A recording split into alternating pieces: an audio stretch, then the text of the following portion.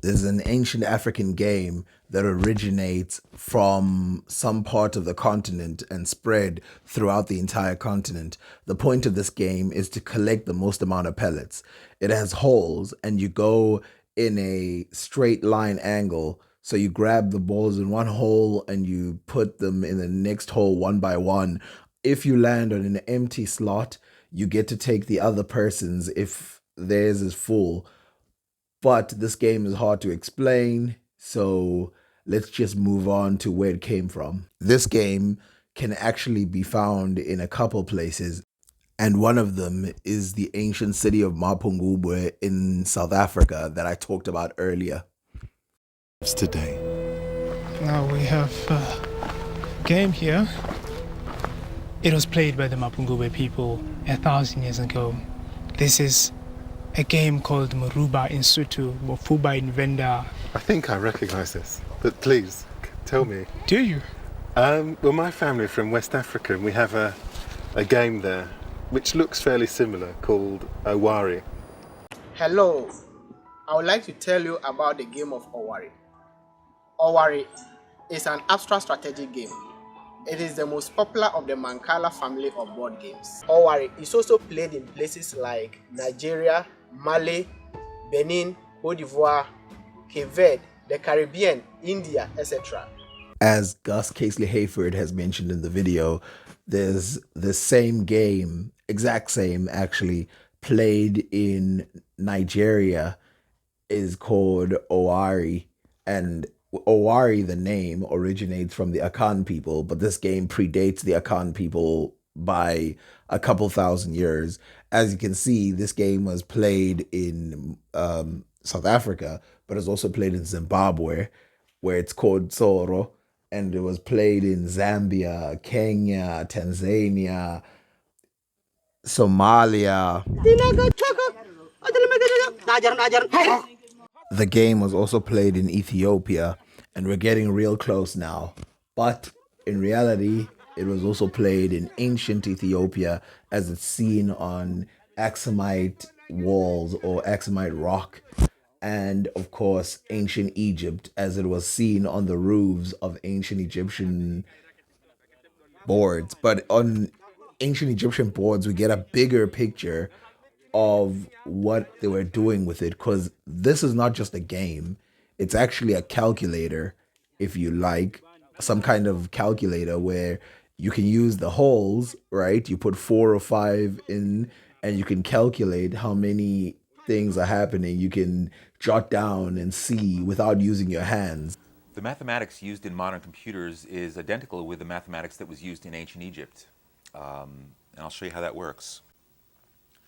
The modern computer designers, as well as the ancient Egyptians, were aware of a mathematical fact that any number can be shown to consist of the sum of powers of 2. What I mean by that is if we write the powers of 2, 1, 2, 4, 8, 16, and so forth, you notice there's a doubling going on.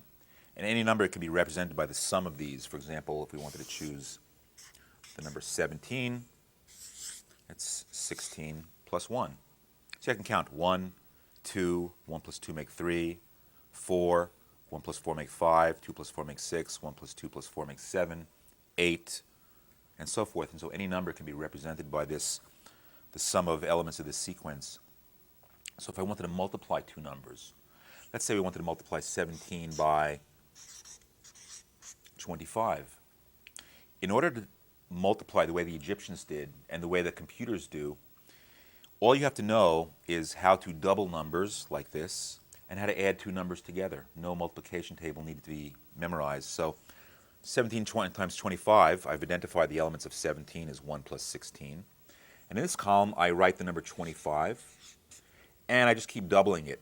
Twice 25 is 50, twice that, 100, twice that, 200, twice that, 400. So in order to know the product of 17 times 25, we just have to look at which numbers are circled over here and circle the corresponding ones over here and add them together. So 17 times 25 is 400 plus 25, or 425. It's that simple. No memorization, no times table, no tears in the third grade about this. This mathematical method is also found in Ethiopia and it spread into the Middle East. Westernized, the Ethiopian system is so strange that it seems more like a magic trick. To multiply 11 by 15, put the numbers into 2 columns. Keep halving the number on the left, ignoring all fractions. 11 becomes 5, becomes 2, until you reach 1. In the other column, you double. 15 becomes 30, becomes 60, becomes 120. Whenever an even number appears in the halving column, ignore the row. Group the remaining beans in the doubling column together and count. You get 165, the perfect answer. To best explain this game, you will see that the computer and me, I'm playing against the computer, you will move these rocks successfully in succession from left to right or right to left, it doesn't matter, but you have to do it in one direction the whole game. Both of you have to move the same direction. And when moving, if you land on an empty slot and the other side, the other person has something in the parallel section, you can steal those and put them on your side. This side is his, this side is mine. The aim of the game is whoever has the most amount of pellets or stones wins. Luckily, I won this game by being patient. I just got more pellets than the computer. Now you can see with the way that this is working why knowing a lot of maths would make you basically unstoppable in this game. This is why this was used for maths back in the day. And as you can see, if you ignore the game for a second, if you just look at the grid, if you put 1 on one side and 4 on the other, and you put 2 on one side and 8 on the other, and 3 on one side and 9 on the other, you notice how this is basic multiplication. And this was done using this to multiply and divide and basically get roots, square roots. In a book called First Steps in Zulu, being an elementary grammar of the Zulu language by John William Colenso, you will see this mathematical process in use, but in a very simplistic way. This simplistic way is as explained. The Zulu count with their fingers, beginning with the little finger of 1, generally the left hand, and stretching out each finger that is counted, leaving the uncounted ones closed. Then the fingers of the other hand are counted in the same way, beginning with the thumb, and it matters not whether the fingers of the first hand are now kept open or not. When the number Ishumi or 10 is completed, the 2 palms are clapped together and the counting proceeds again as before.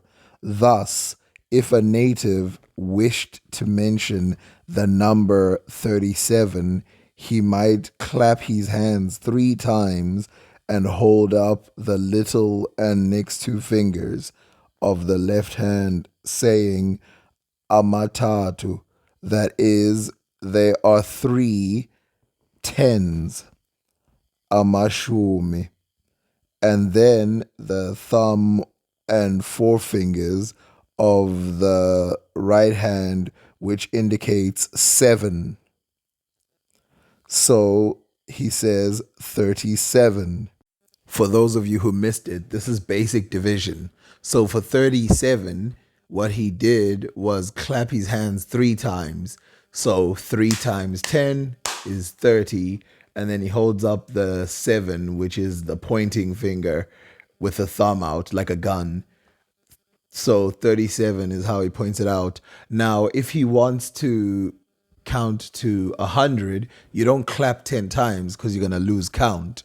What you do is you clap once and you hold up 10 fingers, which indicates 100. This, again, is timesing by 10. 10 times 10 is 100. As you can see with this example here, 20, as you can see, the numbers 1, 2, 3, 4, 5, 6, 7, 8, 9, 10 are represented on the corner. The number 20 is represented with amashumi mabili, which means there are two tens.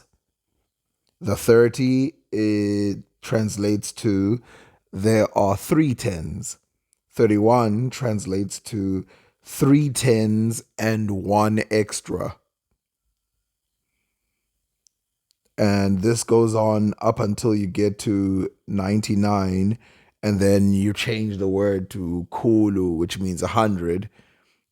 From kulu, you can go to 1,000, and from 1,000, you can go to 1,000,000. In the book Through the Dark Continent, the tray of this game is displayed. He calls it a Bakuman tray, as you can see, but obviously this was a native tray. Something interesting that he says is that Bakuman trays and stools are carved in the most admirable manner, all being decorated around the edges of the seat with brass tacks and soko teeth.